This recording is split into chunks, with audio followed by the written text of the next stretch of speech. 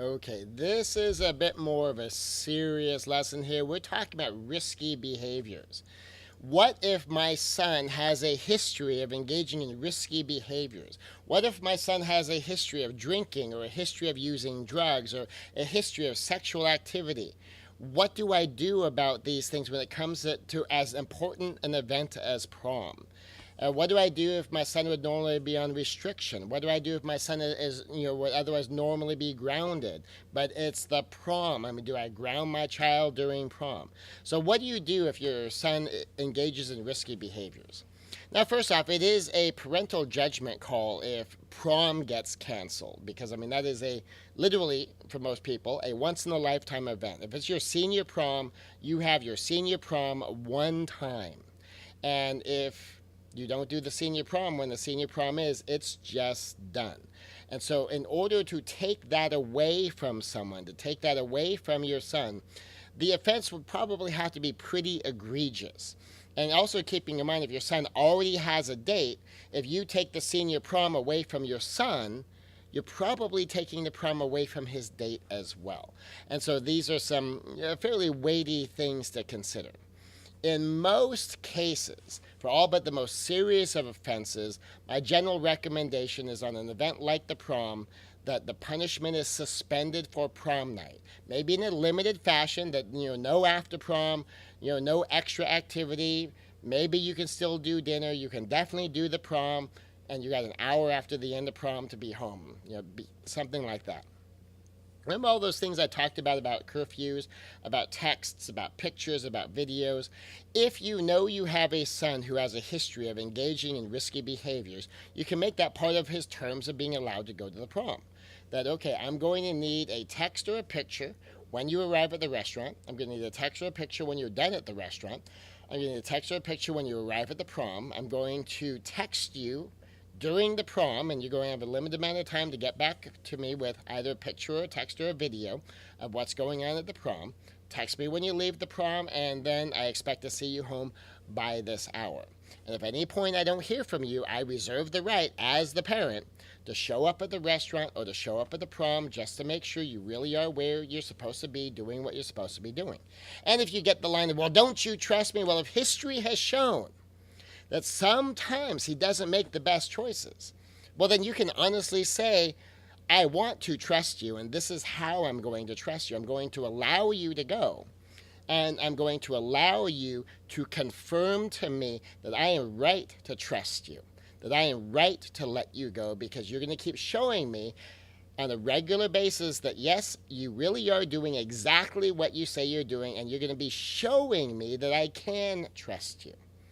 And then if I don't hear back from you and I show up to take a look to make sure you really are where you're supposed to be and you really are doing what you're supposed to be doing, is my way to confirm that, yes, I can trust him. See, he's here. He really is here. That shows that I was right to let him go. And if I do that for you, you do this for me to prove to me that I am right to be trusting you. And that's one of the ways you handle the risky behaviors. Another thing that you can do, of course, if your child, say, has a history of drug use or history of drinking, is even monitor him more closely than that. Find someone else who you know is going to be there and have that person check in with you. At least in my wife's case, and we have good relationships with our son's friends. Now, we know our sons, and our sons tend to be the goody two-shoes. The son I taught how to drive, he's the boring driver, and so we've got some advantages going for us. I mean, we have family problems, we have kid problems, but honestly, our son problems sound kind of like a Leave It to Beaver episode. I mean, we have the struggles with getting the bedrooms cleaned. We have the struggles with the boys getting into it sometimes. And we have the struggle with getting the homework done. I mean, that's kind of the level of stuff that we run into. So it really is kind of like a 50s show. And so we get that some families have some much more intense struggles, and we've had friends where the struggles have included drug use and underage drinking and engaging in risky sexual behaviors. So we know that that's there, and I've coached into these situations too. And on a special occasion like the prom, being able to give these kind of extra freedoms coupled with the responsiveness to demonstrate that giving these extra freedoms is a good thing to do. And so having other people that you can check in with, other people where you have more than one cell phone that you can text, so that you could text, his date if you know his date, or one of his friends, or someone else at his school, or a sibling perhaps, if you have a sibling that's going to be there. Take a picture of your brother. Send me a picture of my kid, just so that I can confirm that they're there. So you have more than one source of information, especially if there is a history of risky behavior, and that you're trying to give your son the freedom to go to the prom. You're trying to give your son the freedom to go out to dinner and to have this event and to have this night, maybe even if he's in the middle of what would otherwise be a grounding or a restriction or some other time of punishment.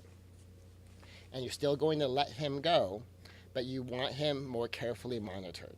And those are just a few techniques to do it, which in this particular cell phone age, thanks to technology, parents now have the ability to keep up with our kids a lot more than certainly our parents had to keep up with us, or at least with me when I was that age.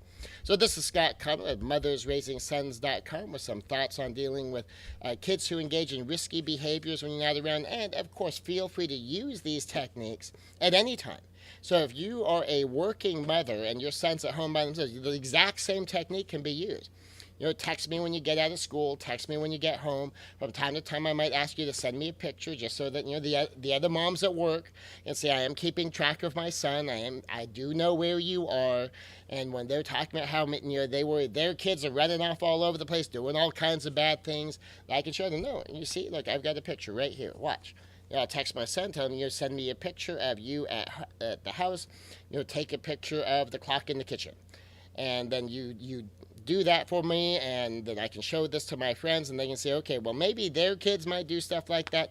My son's a better man than that. And so that's part of how you sell, is being the better man. So this is Scott Connell at mothersraisingsons.com, giving you some tips and techniques for dealing with sons who might be inclined to engage in some risky behavior on prom night.